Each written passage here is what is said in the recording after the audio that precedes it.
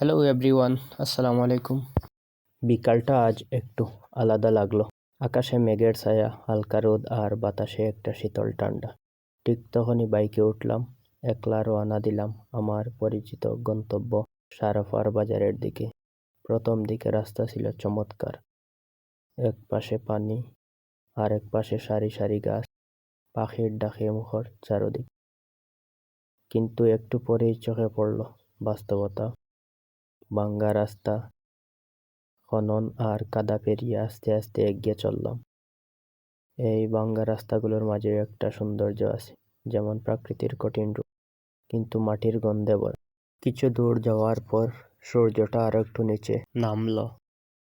আকাশের রং বদলে গেছে, হালকা সোনালি আলো গাছের পাতায় পড়ে ঝলমল করছে। আর ঠিক তখনই পৌঁছে গেলাম সারাফার বাজারে। ছোট কিন্তু দারুণ জীবন্ত একটা বাজার। মুদির দোকান দেখা মিলল, চা, বিস্কিট, চাল, ডাল থেকে শুরু করে নানান জিনিস। মানুষের ব্যস্ততা, দোকানি হাসি আর চায়ের দোকানের গল্পের ঝাঁপি, সব মিলিয়ে একটা মায়াবী বিকেল।